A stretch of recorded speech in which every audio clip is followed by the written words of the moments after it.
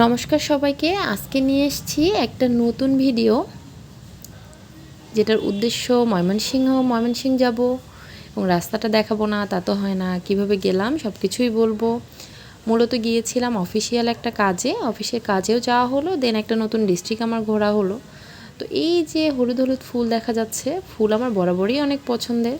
তো হলুদ ফুলগুলোকে আমাদের এলাকায় বলে সোনালি ফুল, অনেকে বলে সোনালু ফুল, যেটাই হোক সৌন্দর্য অনেক বেশি। তো আসলে এই গাছগুলোকে অনেক বনে জঙ্গলে একটা দুইটা দেখেছিলাম এলাকায়, কিন্তু এখানে ঢাকা শহরে আসার পরে যে রাস্তার পাশে এই গাছগুলো লাগানো খুবই সুন্দর। এই যে গাড়ির ভিতরে দেখে বোঝাই যাচ্ছে বাসে যে আমরা অনেক পিছনে বসেছিলাম। এই তো ময়মনসিংহ চলে আসলাম, দেন ঘোরাঘুরি শুরু। প্রথমে এন্ট্রান্স থেকে টিকিট নিয়ে নিলাম। পার টিকিটের মূল্য ছিল 20 টাকা। 20 টাকা দিয়ে টিকিট নিয়ে ভিতরে প্রবেশ করলাম। এটা ছিল শশী লজ। আসলে কাজে গিয়েছি, একসাথে অনেক কিছু দেখতে পারবো না, তো কাছাকাছি যেটা ছিল সেটা দেখার উদ্দেশ্যই ছিল। যেহেতু আগের দিন গিয়েছি, আগের দিন কৃষি ইউনিভার্সিটিটা এক্সপ্লোর করেছি, দেন আজকে অফিসিয়াল কাজ সেরে ভাবলাম যে যেহেতু চলেই যাব তাহলে আরও কিছু যদি দেখা যায়, দেন একটু দেখে গেলাম। তো খুবই সুন্দর ছিল, আমার কাছে অনেক ভালো লেগেছে।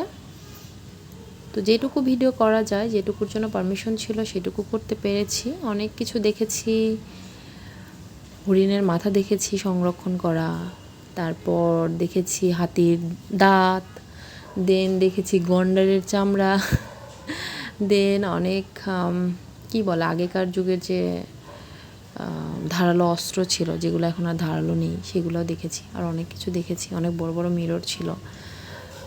এটা ছিল একদম পিছন সাইডে, যেখান দিয়ে আসলাম তার পিছনে। তো এটা সম্ভবত একটা ঘাটের মতো তৈরি করা। দেখি সামনে পুকুর দেখা যাচ্ছে অনেক দূরে। এরিয়াটা আসলে অনেক বড়, ভালো লেগেছে, অনেকেই আসছে। দেন পুরো এরিয়াটা একবার দেখালাম। তারপর এখানে অনেক সুন্দর সুন্দর কিছু ছবি তুলেছি। দেখি উপরে কি আছে, যেহেতু সবাই যাচ্ছে তার মানে আমরাও যেতে পারবো।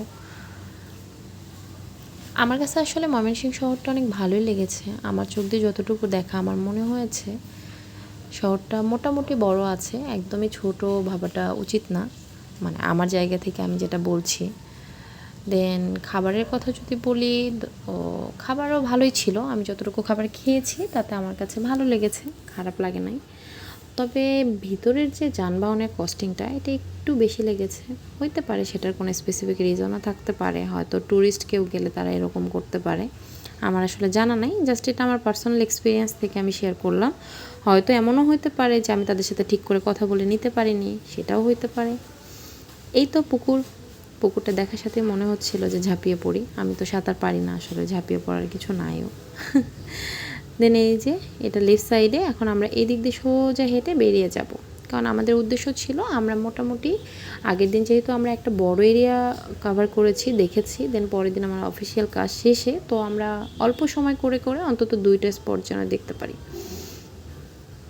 এই তো আমরা আরেকটা পার্কে চলে আসলাম, যেটা ব্রহ্মপুত্র নদের পাশে।